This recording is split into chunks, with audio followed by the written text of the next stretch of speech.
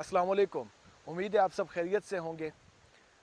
आज grep farming की ये दूसरी वीडियो है और इस वीडियो में हम आपको ग्रेप फार्मिंग के मुख्तलिफ़ मराहिल के बारे में बताएंगे। ज़मीन कैसे डेवलप करनी है वहाँ से लेकर ट्रेलिस सिस्टम की इंस्टॉलेशन और पौधे लगाने तक। आप एक एकड़ में कितने पौधे लगा सकते हैं, उन्हें किस तरीके से कैलकुलेट करना है, इरिगेशन सिस्टम किस तरीके से इंस्टॉल किया जाता है, ड्रिप इरिगेशन सिस्टम, और इससे मुतल्लिक आज की वीडियो में हम आपको बताते हैं। इस वक्त हम मौजूद हैं कॉन्स्टलेशन ब्रांड्स इनकॉर्पोरेशन के एक इंटरनल विनयर्ड में। ये विनयर्ड तकरीबन 600 एकड़ पे मुश्तमिल है और हमारी ज़्यादातर वीडियोस इसी से होंगी क्योंकि मेरा ताल्लुक़ कॉन्स्टलेशन ब्रांड्स इनकॉर्पोरेशन से है और हमारे यहाँ इस इलाके में हमारे पास तकरीबन 2000 एकड़ ज़मीन है जिसे हम मैनेज करते हैं।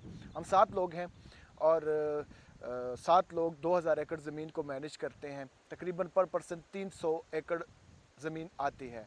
तो अगर आपके पास पाकिस्तान में 1 एकड़, 2 एकड़, 5 एकड़ तक ज़मीन है तो एक बंदा आराम से मैनेज कर सकता है। हम 300 एकड़ इसलिए कर रहे हैं कि हमारे पास एडवांस मशीनरी है, एडवांस टूल हैं और टेक्नोलॉजी की वजह से एक बंदा 300 एकड़ तक मैनेज कर लेता है। लेकिन पाकिस्तान में वसाइल ना होने की वजह से या बहुत महंगे हैं, तो अगर आपके पास 40-50 कनाल ज़मीन यानी तकरीबन 5-6 एकड़ ज़मीन आपके पास मौजूद है तो आप उसे आसानी से अकेले मैनेज कर सकते हैं। सिर्फ हार्वेस्टिंग के वक्त आपको मज़दूरों की ज़रूरत पड़ेगी क्योंकि उस मौके पे फिर वो 40-50 कनाल ज़मीन को कवर करना मुश्किल हो जाता है। तो चलते हैं आज की वीडियो की तरफ और आज आपको बताते हैं कि आपने अगर ज़मीन तैयार करनी है तो ज़मीन तैयार करने किस तरीके से करनी है और फिर ट्रेलिस सिस्टम को किस तरीके से इंस्टॉल करना है, पौधे किस तरीके से कैलकुलेट करने हैं कि आपके पास जो ज़मीन है उसमें आपने कितने पौधे लगाने हैं, आपको कैसे मालूम होगा। तो आइए चलते हैं। इस वक्त हम यहाँ मौजूद हैं। ये वैरायटी जैसा कि ग्रेप ग्रेप में 2 किस्म की वैरायटीज़ होती हैं। एक जो है वो वाइन मेकिंग ग्रेप्स होते हैं और एक टेबल ग्रेप्स होते हैं। तो जो वाइन मेकिंग ग्रेप्स होते हैं वो खाने के लिए तो इस्तेमाल नहीं होते क्योंकि उनका छिलका सख्त होता है, मोटा होता है, कड़वा होता है और उसके जो बीज हैं वो सख्त होते हैं, मोटे होते हैं, तो इसमें एक जायका नहीं होता खाने के लिए।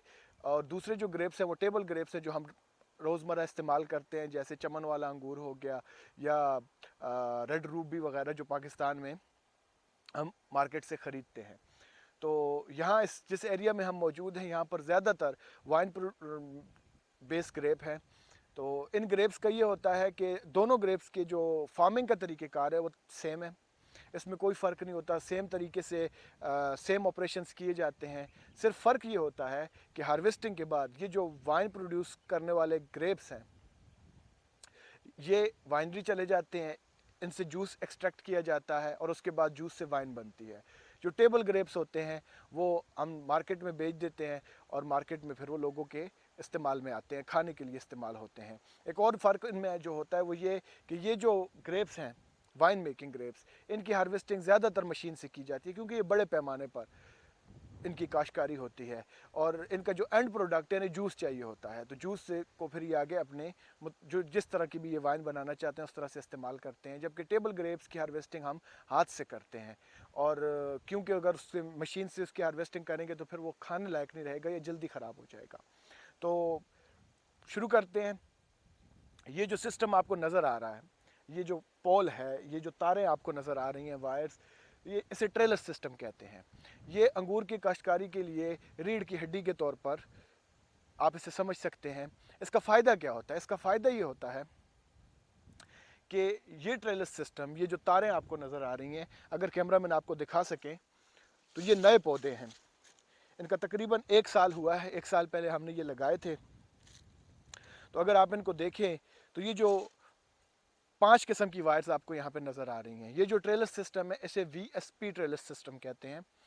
तो इस तरह बेशुमार किस्म के ट्रेलस सिस्टम होते हैं। हमने यहाँ पे ये इंस्टॉल कर रखा है, हमारी कंपनी ने, उसकी एक ख़ास वजह है और वो आगे हम आपको वीडियो में बताएंगे। मुख्तलिफ़ किस्म के ट्रेलस सिस्टम है, हाई वायर ट्रेलस सिस्टम है, लो वायर ट्रेलस सिस्टम है, डबल वायर ट्रेलस सिस्टम है और बेशुमार। आप गूगल पे जाकर ट्रेलस सिस्टम लिखिए, ग्रेप ट्रेलस सिस्टम, तो आपको बेशुमार ट्रेलस सिस्टम मिल जाएंगे। तो ये जो ट्रेलिस सिस्टम है, इस ट्रेलिस सिस्टम में 5 वायर्स हैं, आपको नज़र आ रही होंगी। बेसिकली वायर्स की तादाद तो जो है 2, 3, 5, 6, 7 वायर हैं, लेकिन आप देखें तो ये आपको लेवल जो है ये 5 नज़र आ रहे होंगे।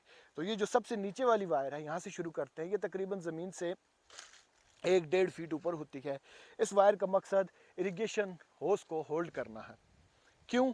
इसलिए नॉर्मली हम इरिगेशन होस ज़मीन पे भी डाल सकते हैं, लेकिन उसका नुकसान ये होगा कि जब ये ड्रिप करता है, यहाँ से पानी ड्रिप करता है मुख्तलिफ मकामात से, तो जैसे ये आपको नज़र आ रहा है, तो अगर ये ड्रिप करते वक्त होस ज़मीन पर होगा तो इसका नुकसान ये होगा कि ये जो ज़मीन गीली करेगा नीचे, उस ज़मीन और इसके अंदर मौजूद जो हम फर्टिलाइज़र इरिगेशन के थ्रू लगाते हैं, वो आपस में मिलकर एक मादा बनाते हैं, एक मटेरियल बनाते हैं जो इस तमाम होस को क्लॉग कर देता है। 2 साल बाद, 3 साल बाद ये होस फारिग हो जाता है, फिर हमें नए होस की ज़रूरत पड़ती है। तो उससे बचने के लिए इस इरिगेशन होस को ज़मीन से ऊपर रखा जाता है, ताकि ये पानी जो ड्रिप हो तो ये किसी तरीके से भी ज़मीन के साथ होस का कनेक्शन ना हो। इस तरीके से ये जो होस आपको नज़र आ रहा है, ये तकरीबन 20 से 25 साल आसानी से निकाल जाते हैं। इनकी लाइफ 6 गुना बढ़ जाती है। तो ये जो सबसे नीचे वाली वायर आपको नज़र आ रही है, ये सिर्फ इस इरिगेशन होस को होल्ड करने के लिए। अब आते हैं इस वायर पे। ये जो वायर है, ये इसे फ्रूट कॉर्डन वायर कहते हैं। ये जो वायर है, इस वायर पे अगर कैमरामैन आपको दिखा सकें तो ये जो नया पौधा है, इस पौधे की जब ये नई शाखें निकलेंगी तो इनको दोनों तरफ यानी दाएं तरफ भी और बाएं तरफ भी इस वायर पे हम ट्रेन करेंगे। और इस वायर पे ट्रेन करने के बाद हम जब ये पौधा बड़ा होगा, जब ये नई और टहनियाँ निकालेगा, तो हम आपको लेके चलेंगे जो ऑलरेडी बड़े हो चुके हैं पौधे, तो आपको वहाँ पे ये चीज़ नज़र आएगी। तो जो टहनियाँ निकालेगा वो टहनियाँ ऊपर आएंगी। तो ये जो वायर आपको नज़र आ रही है, ये दोनों तरफ है। ये वायर उन टहनियों को होल्ड करने के लिए, यानी उस पौधे को फैलने की बजाय सीधा ऊपर रखने के लिए ये वायर काम आती है। उसके बाद फिर ये एक आपको सिंगल वायर नज़र आ रही है। ये वायर भी फ्रूट कॉर्डन के तौर पर इस्तेमाल की जाती है। डिपेंड करता है कि आपने इस पौधे से कितना अंगूर लेना है। हमारी मुख्तलिफ टारगेट्स होते हैं यहाँ पे। वो टॉप मैनेजमेंट तय करती है कि इस साल हमने 4 टन एकड़ लेना है, 6 टन एकड़ लेना है, 10 टन एकड़ लेना है। डिपेंड करता है कि क्वालिटी क्या उनको चाहिए, उस एतबार से उनके टारगेट्स क्या हैं।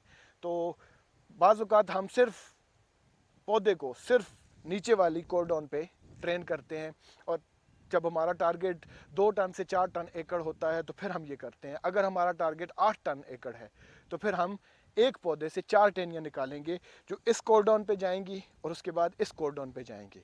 तो एक पौधे से 4 टहनियाँ निकल जाएंगी, और फिर उस हिसाब से आगे जितना हमें मुतल्लिका फ्रूट चाहिए, अगर एक पौधे से हमने 4 इस तरफ कर ले, 4 इस तरफ और 16 हम निकालते हैं, तो एक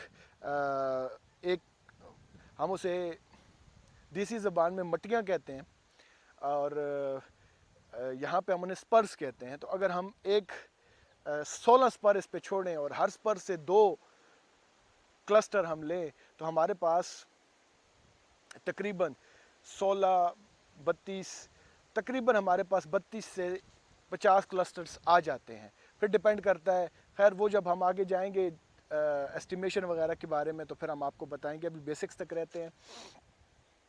तो ये पौधा, इस पौधे को इस कॉर्डन पे चढ़ाएंगे और इसके बाद इस कॉर्डन पे इसको ट्रेन करेंगे। उसके बाद जब नई टहनियाँ आएंगी तो ये जो आपको नज़र आ रही हैं सामने 2 तारें, ये तारें इसकी नई टहनियों को होल्ड कर लेंगी, और ये तारें ऊपर नीचे एडजस्ट भी हो सकती हैं। अगर कैमरामैन मेरे साथ आए तो मैं आपको दिखाता हूँ। यहाँ पे क्लिप लगे हुए हैं मुख्तलिफ।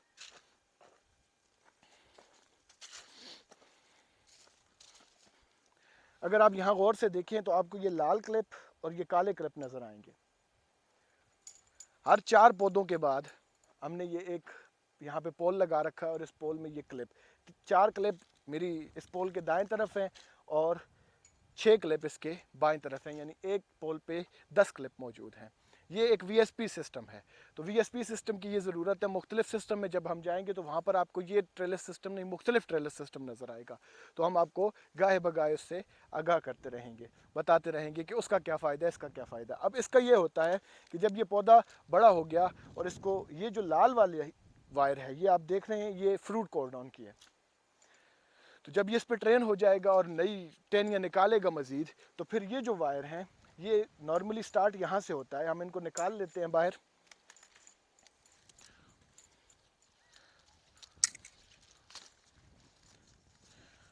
और पौधों की जो नई क्या कहते हैं उसको, ब्लूमिंग से पहले नए पौधे, नई जो बहार में जब पौधे पे बाहर आती है तो उससे पहले हम ये वायर्स नीचे मूव कर देते हैं यहाँ पे।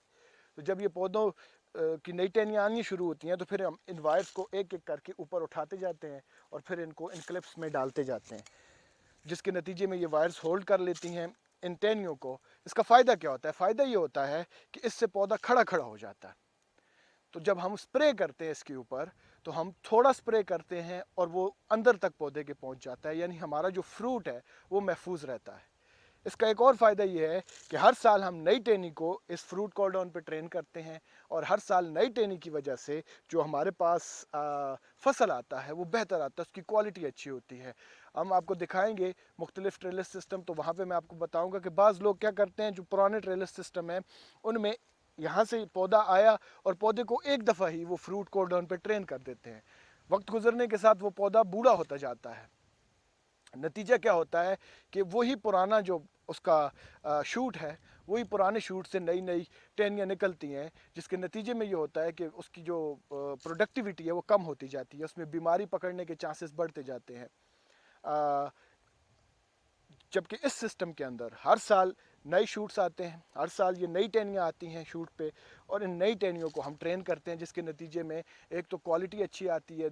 ये ये पौधा जो आपको नज़र आ रहा है ये बूढ़ा नहीं होता आसानी से और ये अच्छी क्वालिटी वाला फ्रूट देता है, देर पा देता है। नॉर्मली जब हम विनयर्ड को डेवलप करते हैं तो मैंने लोडाई के अंदर ऐसे पौधे भी देखे हैं जिनकी उम्र 100 साल से ज़्यादा हो चुकी है और अभी भी वो उसी तरीके से फ्रूट दे रहे हैं। लेकिन वो कुछ ख़ास किस्म की नस्लें उनके बारे में तो कह सकते हैं। नॉर्मली जो ये विनयर्ड डेवलप किया जाता है तो जो एस्टिमेट होता है तकरीबन 25 से 35 साल। और एक दफ़ा अगर सही तरीके से आप ये पौधा लगा दें तो 3 साल में ये फसल देने के लिए तैयार हो जाता है और 3 साल के बाद फिर अगले ये 25 से 35 साल तक डिपेंड करता है आप कितना इससे फ्रूट लेते हैं, तो ये पौधा बरकरार रहता है, ये आपको फ्रूट देता है। 35 साल के बाद जो यील्ड हमें चाहिए होती है वो उस हिसाब से या क्वालिटी मेंटेन नहीं कर पाता, तब फिर पूरे विनयर्ड को रिप कर देते हैं और नए सिरे से डेवलप करते हैं। तो ये विनयर्ड हमने 4 साल पहले डेवलप किया था जब हमने कॉन्स्टलेशन ब्रांड्स ज्वाइन की थी। नहीं, 2018 में ये विनयर्ड डेवलप हुआ, सॉरी 5 साल हो गए इसको। तो हमने डेवलप किया था और अब इसको दूसरा साल है हम इसकी हार्वेस्टिंग कर रहे हैं और ये ठीक ठाक तकरीबन 4 से 6 टन एकड़ तक हमें यील्ड देता है। और ये यील्ड जो है ये हमारे मैनेजर्स की खुद तय करता है, मतलब उनकी जो यहाँ से डिमांड है वो इतनी है। अगर वो कहें कि हम इससे 8 टन लेना चाहते हैं, 10 टन लेना चाहते हैं तो वो ले सकते हैं। फिर उस अकॉर्डिंगली फार्मिंग उस हिसाब से किया जाता है, फर्टिलाइज़र उस हिसाब से देना पड़ता है। मतलब पूरी की पूरी ये फील्ड है, इस फील्ड को विटिकल्चर कहते हैं और यूनिवर्सिटी के अंदर PhD लेवल तक की डिग्रियाँ इसमें हो रही हैं। और मतलब बहुत कुछ है, ये एक वीडियो में या 5, 10, 15, 20 मिनट में आपको बताना, या हमें तो अभी उसका वो क्या कहते हैं कि सरे दामन अभी चाक नहीं है हमारा। तो एक फील्ड है, लोगों की ज़िंदगियाँ लग गई हैं। हमारा मैनेजर इंशाल्लाह हम उससे इंटरव्यू लेंगे और उससे मुख्तलिफ़ बीमारियों और उनके स्प्रे के मुतालिक कौन से केमिकल इस्तेमाल करते हैं हम उससे इंटरव्यू में पूछेंगे। उसके 20 से 22 साल हो चुके हैं इस फील्ड में, ख़ुद वो सॉइल साइंटिस्ट है। और मैंने एक दफ़ा उससे पूछा कि तुम्हें क्या लगता है फार्मिंग के बारे में, तो कहता है मैं आज भी हर रोज़ कुछ ना कुछ नया सीख रहा हूँ। तो ये इतनी बड़ी फील्ड है। बहरहाल किस्सा मुख्तसर कि ये जो सिस्टम आपको नज़र आ रहा है, ये सिस्टम इसका बहुत ज़्यादा फ़ायदा है और ये जब तैयार होगा, अभी इसका ये 1 साल हो चुका है, इंशाल्लाह 2 साल में ये पौधा तैयार हो जाएगा और ये फ्रूट देने लगेगा। तो आप ये देख लीजिए ट्रेलिस सिस्टम, इसमें आपको ये 7 वायरें नज़र आ रही हैं। मुख्तलिफ ट्रेलिस सिस्टम हम आपको दिखाएंगे, बाज़ औक़ात आपको सिर्फ ये 2 लाइनें नज़र आएंगी, यानी हाई वायर ट्रेलिस सिस्टम में, लो वायर ट्रेलिस सिस्टम में आपको सिर्फ ये 2 वायरें नज़र आएंगी, यानी एक ये फ्रूट कॉर्डन और एक वो वाली जिसके ऊपर आपका इरीगेशन होज़ है, उसके अलावा कोई वायर नहीं होती। हर एक के अपने फ़ायदे हैं, डिपेंड करता है कि जिस बंदे ने विनयर्ड डेवलप किया है उसका मकसद क्या था। उसने सिर्फ ग्रेप प्रोड्यूस करने हैं। यहाँ पर हमारे पास वैरायटी है मुख्तलिफ, कुछ वैरायटियाँ ऐसी हैं जो 4 से 6 टन एकड़ हमें दे देती हैं, कुछ वैरायटियाँ ऐसी हैं जो 25, 26, 28 टन एकड़ तक हमने हार्वेस्टिंग की है। तो कुछ वैरायटी वैसी हैं। अब डिपेंड करता है जो मालिक है, जब 2 टन 3 टन 4 टन एकड़ निकालेगा तो उसकी जो कंसंट्रेशन है, उसकी जो क्वालिटी है वो बहुत हाई होगी। लेकिन अगर वहीं पे उसने सिर्फ पैसे कमाने हैं या अब अच्छी क्वालिटी का ग्रेप होगा तो उसकी कीमत ज़्यादा लगेगी। हमारे पास नापा वैली के अंदर ऐसा ग्रेप मौजूद है जिसका 1 टन $1 लाख का भी बिक रहा है। तो अगर आपने हाई एंड वाइन्स के लिए वो ग्रेप प्रोड्यूस करने हैं तो आप देख लें कि उससे फिर वो जो अब जो $1 लाख 1 टन का आपको दे रहा है, तो वहाँ से हम 2 टन से ज़्यादा एकड़ से नहीं लेते, वरना क्वालिटी ड्रॉप हो जाती है।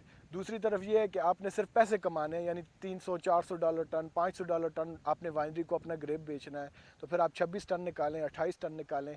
तो अब जब ज़्यादा प्रोडक्शन लेंगे तो फिर वो जो पौधे होते हैं वो तकरीबन आपको 10-12 साल तक ही आपको प्रोडक्शन देते हैं, उसके बाद वो फारिग हो जाते हैं।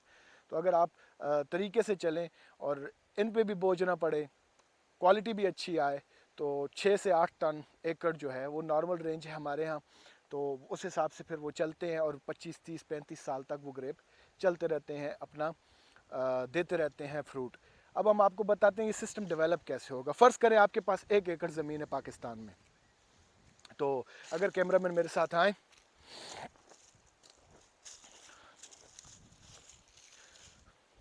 तो आप देखें ये एक पोल इस पोल से उस पोल तक, यानी ये दो, एक रो ये हो गई और एक रो ये हो गई, इन दो रो के दरमियान जो फासला है वो 9 फीट है, और एक पौधे और दूसरे पौधे के दरमियान जो फासला है वो 6 फीट है।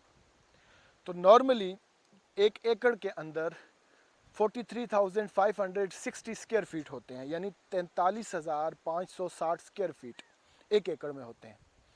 तो अब अगर हमने यहाँ पे निकालना है कि हमने दो रोडों के दरमियान, दो रो के दरमियान जो फासला है वो 9 फीट रखना है, और एक पौधे और दूसरे पौधे के दरमियान जो फासला है वो 6 फीट रखना है, तो हम निकालें कि भाई हमारे पास 1 एकड़ में कितने पौधे लग सकते हैं। तो अब 9 को मल्टीप्लाई करें, ज़र्ब करें 6 के साथ, तो हमारे पास जवाब आ जाता है 36। अब आप 36 को जब, तो 43,560 हमारे पास 1 एकड़ में स्क्वायर फीट आ गए। जब आप उसको तकसीम करेंगे, जब आप उसको 9 तकसीम करेंगे तो 9 फुट का फासला और दो पौधों के दरमियान 6 फीट, तो 9 को 6 से मल्टीप्लाई करो तो 54 फीट आता है, सॉरी। तो जब आप 43,560 को तकसीम करेंगे 54 पे, तो आपके पास तादाद आ जाती है 806। तो इस वक्त हमारे पास इस एकड़ में जो पौधों की तादाद है वो 806 है। आप ये साइज़ एडजस्ट कर सकते हैं। मसलन हमने ऐसे विंजर्स भी देखे हैं जिनका एक पोल से दूसरे पोल का जो फासला है यहाँ पे जो 9 फीट है वो 4 फीट है। 6 फीट वाले भी देखे हैं, 8 फीट वाले भी देखे हैं, 9, 10, 11, 12, 14 फीट तक हमने देखे हैं। तो ये डिपेंड करता है आप पे कि आपके पास कौन सी वैरायटी है। अब पाकिस्तान में मुख्तलिफ वैरायटियाँ हैं, तो उनका सिलेक्शन के बारे में हम आपको बताएंगे कि आपने क्या चीज़ें देखनी है सिलेक्शन करने से पहले, कि मैं कौन सा ग्रेप अपनी को ग्रेप की फसल लगाऊं। तो आप ये मुख्तलिफ कर सकते हैं। हमारा ये जो 9 फीट का फासला रखना है, नॉर्मली 8 फीट भी आपको नज़र आएगा। ज़्यादातर हमारे जो विनयर्ड्स हैं वो 10 फीट पे हैं। तो इसका मकसद होता है, इसका मकसद ये है कि हम जब मुख्तलिफ ऑपरेशंस करते हैं इन पौधों के ऊपर, यानी स्प्रे करना हो गया, या आप देख रहे होंगे डिस्क सारी हुई है, हल मोविंग हो गई, मुख्तलिफ ऑपरेशंस होते हैं, तो मकसद ये होता है कि आसानी से ट्रैक्टर इसके अंदर जा सके। तो उस मकसद के तहत हम फिर अपने इनके फासलों को एडजस्ट करते हैं। अगर आप पाकिस्तान में 1 एकड़ 2 एकड़ पे करना चाहते हैं फार्मिंग, तो आपको ये जो फासला है इसे नज़रअंदाज कर देना चाहिए। मतलब ये कि हमारे पास इस वक्त चाइना से छोटे ट्रैक्टर भी आ रहे हैं जिनको आप हाथ के साथ चला सकते हो, तो आप 4 फीट का फासला भी रख सकते हो, आप 6 फीट का भी रख सकते हो। तो ये जो आपको फासला नज़र आ रहा है इसके पीछे एक मकसद है, और मकसद है ट्रैक्टर इस फील्ड में जा सके। तो क्योंकि यहाँ पे लोगों की तादाद उस तरह से अवेलेबल नहीं है, यहाँ पे जो फार्म लेबर है, लेबर कास्ट है वो बहुत ज़्यादा हाई। इस वक्त कैलिफोर्निया के अंदर मिनिमम वेज तकरीबन 14, $14.5 फ़ी घंटा जा चुकी है। तो आप हिसाब करके देख लें कि 200 रुपये पे डॉलर जा चुका है, तो 1 घंटे का 2800 रुपये बनता है, 2800। तो फिर प्रोफेशनल्स पे डिपेंड करता है, आप ऑपरेटर हो, आप क्या काम कर रहे हो, तो उस हिसाब से यहाँ पे जो है ना ख़र्चा बहुत ज़्यादा है। तो पाकिस्तान में ये ख़र्चा मज़दूर की आपको पता है दिहाड़ी, और रेट जो है वो तकरीबन ग्रेप का सेम ही आता है। यहाँ पे जो हमारे पास ग्रेप हम उगाते हैं उसका जो $1, $1.5 पर किलोग्राम, $2 पर किलोग्राम हमारे पास रेट, वो भी बहुत अच्छी क्वालिटी की ग्रेप हों तो हमें मिलता है। पाकिस्तान में आपका 70, 80, 100, 150 रुपये किलो तक अच्छा अंगूर आपका बिक जाता है, तो रेट सेम ही है। लेकिन यहाँ पे जो ख़र्चा है वो बहुत ज़्यादा है, तो इस वजह से मशीनों की बहुत ज़्यादा मदद ली जाती है। आप पाकिस्तान में ये सारे काम हाथ से कर सकते हैं। हम आपको गाय बगाए वीडियोस बना के, जब हम मुख्तलिफ ऑपरेशंस का आगाज़ करेंगे या कर रहे होंगे, जिस तरह अभी हम स्प्रे कर रहे हैं और इस वक्त हमारा 5वां पास चल रहा है, तो हम आपको स्प्रे किस तरह मिक्स करना है वो भी सारा प्रोसीजर बताएँगे, तो आप उस हिसाब से कर सकते हैं। एक आदमी आराम से 40-50 कनाल ज़मीन के ऊपर अगर वो ये सिस्टम डेवलप करना चाहता है तो उसे आसानी से मैनेज कर सकता है। तो आपने ये देखना है कि आपने कितने पौधे लगाने हैं, तो वो निकालने के लिए कि आपका जो एक रो से दूसरी रो का फासला और एक पौधे से दूसरे पौधे का फासला, तो नॉर्मली पाकिस्तान में भी जो हमने विनियर्ड्स देखे हैं उनमें 6 फीट का फासला होता है, रखते हैं नॉर्मली 6 फीट, और 6 फीट ठीक है। और ये जो फासला है ये आप 6 फीट अगर कर लें तो 36 फीट बन जाएगा, यानी 6 फीट एक पौधे से दूसरे पौधे का और एक पोल से दूसरे पोल का जो फासला है वो 36 फीट, 6 फीट और 6 फीट 36 फीट हो जाएगा। तो अगर इस तरह से आप कैलकुलेट करेंगे तो हो सकता है कि आपके 1 एकड़ में यानी 8 कनाल में आपके पौधे, तो अगर मैं उसकी कैलकुलेशन करूं तो 1210 पौधे बनते हैं। अगर आप एक पोल से दूसरे पोल का फासला 6 फीट रखें और एक पौधे से दूसरे पौधे का फासला 6 फीट रखें तो आपके 1 एकड़ में यानी 8 कनाल में, तो यहाँ आप देखिए, हम आए आपको ये दिखाने के लिए कि ये जो टी आपको नज़र आ रही है ये, तो यहाँ पे जब ये ज़मीन डेवलप की जा रही थी तो यहाँ पर 4 से 5 फीट गहरा एक खड्डा खोदा गया है ऑल द वे अक्रॉस, यानी यहाँ से लेकर उस सिरे तक। ये हर फील्ड के दरमियान में होता है।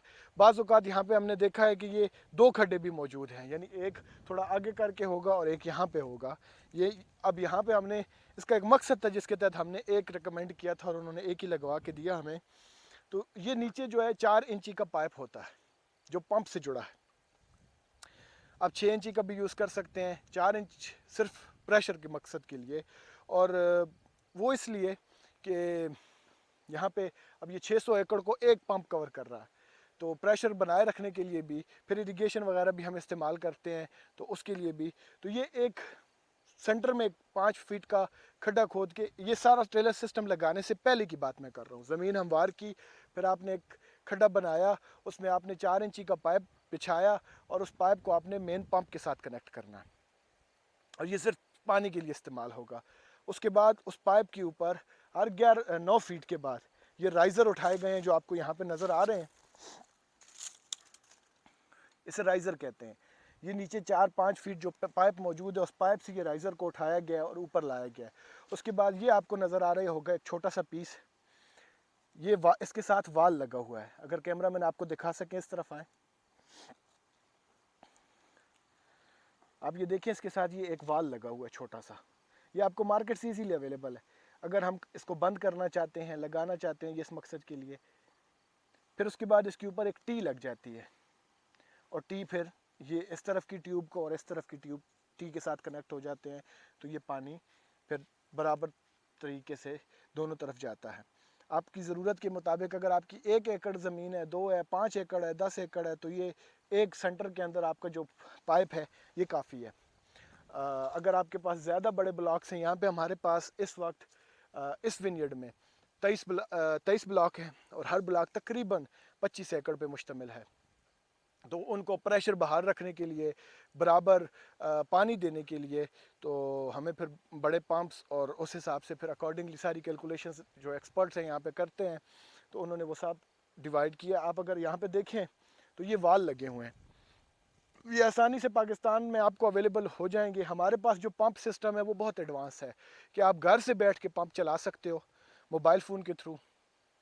आप इरिगेशन प्रोग्राम सेट कर सकते हो। ये बिल्कुल प्रोग्रामिंग की तरह, जिस तरह आप सॉफ्टवेयर प्रोग्रामिंग करते हैं, तो यहाँ आसानी से हम प्रोग्राम बनाते हैं मुख्तलिफ। भाई सुबह 2 बजे पंप चलना चाहिए और 6 बजे तक पंप ने चलना है और ब्लॉक 4 को पानी देना है। तो इसका सादा सा प्रोग्राम बनेगा और घर से बैठ के मैनेजर हमारा मोबाइल फ़ोन से अपने कंप्यूटर से वो प्रोग्राम बना के अपलोड कर देता है। तो ठीक 2 बजे जब पंप के ऊपर मैं वीडियो बनाऊंगा तो ये तमाम चीज़ें डिटेल के साथ आपको बताऊंगा। एक रेडियो मीटर लगा हुआ है, एक वो मतलब एक पूरा सेटअप है, कंप्यूटर लगा हुआ है पंप के साथ, और वो सिग्नल रिसीव होते हैं उसे, और उस सिग्नल रिसीव होने के बाद वो पंप ठीक 2 बजे ऑन हो जाएगा, ब्लॉक 4 में पानी शुरू हो जाएगा और सुबह 6 बजे वो पानी खुद ही बंद हो जाएगा। तो इसी तरीके से हम इरिगेशन भी इस्तेमाल करते हैं यहाँ पर। और बेसिकली यहाँ पे जो मेन पावर है उसका जो अमल दखल है वो कम से कम तर कर दिया गया। 2019 में मैं फ्रांस गया था, कंपनी ने मुझे भेजा था। मैंने वहाँ जब टेक्नोलॉजी देखी मैं हैरान रह गया। एडवांस रोबोटिक ट्रैक्टर्स हमने देखे जिनमें बंदे की ज़रूरत है ही नहीं। आप प्रोग्राम कर देते हो, वो ट्रैक्टर खुद ही चलता है। जब हम ट्रैक्टर पे बनाएंगे वीडियोस टेक्नोलॉजी के ऊपर तो फिर मैं आपको बताऊंगा। हम हैरान रह गए कि जिस तरीके से दुनिया तरक्की कर रही है, एक वक्त आएगा कि इंसान की ज़रूरत यहाँ पे नहीं पड़ेगी। ये विंजेट डेवलप करने का जो मकसद था कंपनी का, वो ये था कि इसे नो टच विंजेट कहा गया है, कि यहाँ पे आदमी दाखिल ही ना हो, उसकी ज़रूरत ही ना पड़े। ये सारा काम ऑटोमेटिक एक लेवल आएगा जब इसको मशीनों के हवाले कर दिया जाएगा। तो इस लेवल की टेक्नोलॉजी आ चुकी है, एग्जिस्ट करती है। हमने जब देखी पहली दफ़ा तो हम हैरान रह गए। हमारी कंपनी के विंजेट्स हैं न्यूजीलैंड और ऑस्ट्रेलिया के अंदर भी, तो वहाँ पर इस वक्त वो यूज़ हो रहे हैं क्योंकि वहाँ पर मैन पावर की कमी है और वो टोटल काम मशीनों से ले रहे हैं। बहरहाल, तो ये मेन वाल है जो पंप से कनेक्टेड है। तो अगर आपके विंजेट में कोई प्रॉब्लम है और आप बंद करना चाहते हैं पानी, तो यहाँ से आप पानी बंद कर सकते हैं, यहाँ से पानी लगा सकते हैं। और क्योंकि ये आप ये देख सकते हैं इसके साथ वायर भी कनेक्टेड है। अगर इस वक्त तो दिन का वक्त है, नज़र नहीं आएगा, रात के वक्त अगर आप आएँ तो यहाँ पे आपको छोटी छोटी लाइटें भी नज़र आएंगी। तो वो लाइटें कनेक्टेड हैं पंप के साथ, ट्रांसमीटर्स के साथ। अगर आप करीब से देखें तो यहाँ पे आपको ये तार नज़र आ रही होगी छोटी सी, ये तार सीधी कनेक्टेड है पंप के साथ और वहाँ से सिग्नल इस पंप को आते हैं, इस वाल्व को आते हैं।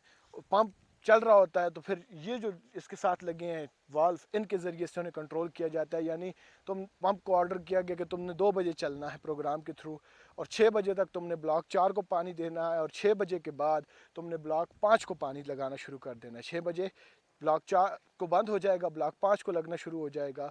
तो इन वाल्व के ज़रिए ऑटोमेटिकली ये वाल्व खुद ही बंद हो जाते हैं। ये बंद हो जाएगा, ब्लॉक 5 वाला ओपन हो जाएगा।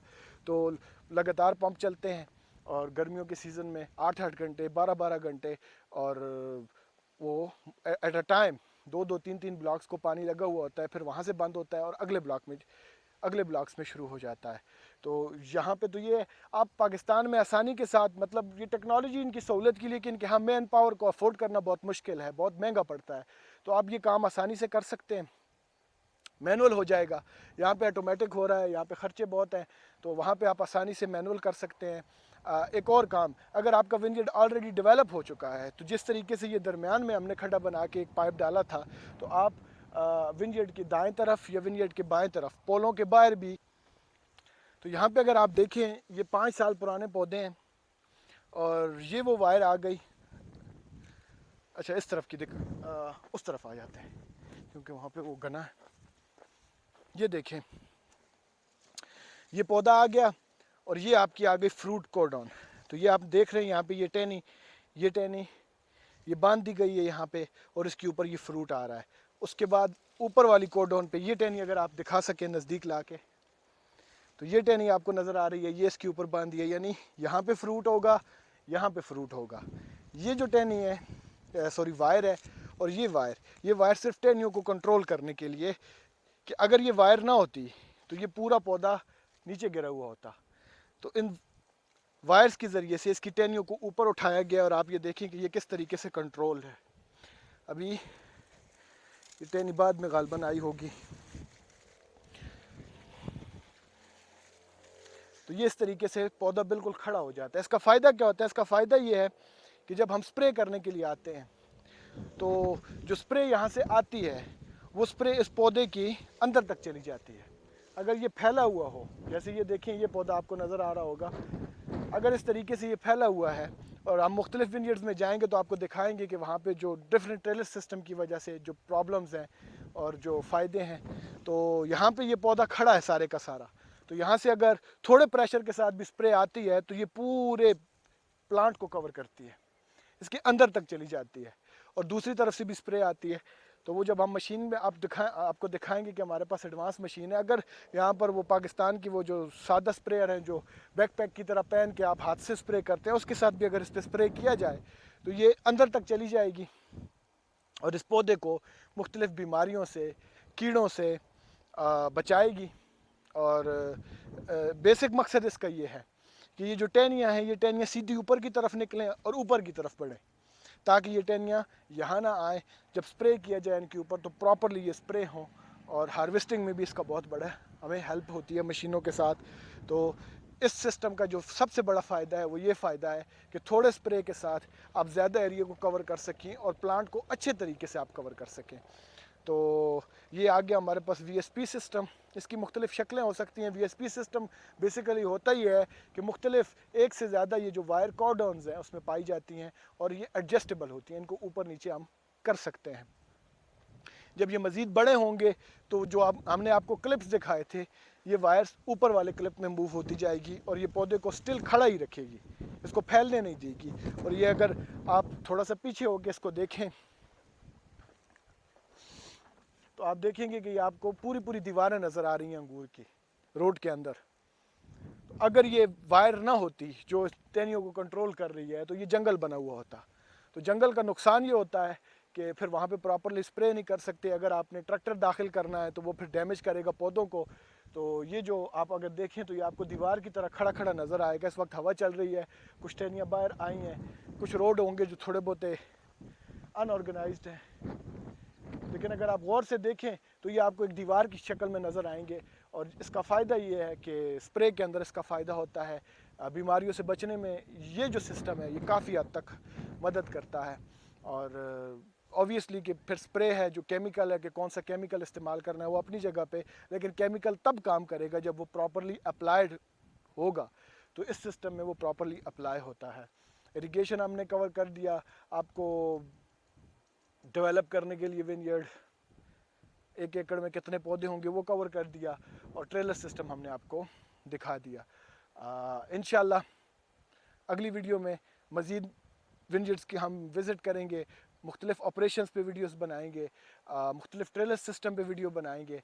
तो तब तक के लिए आप लोगों से इजाज़त चाहेंगे। अपना और अपने घर वालों का ख्याल रखिएगा। अल्लाह हाफिज़।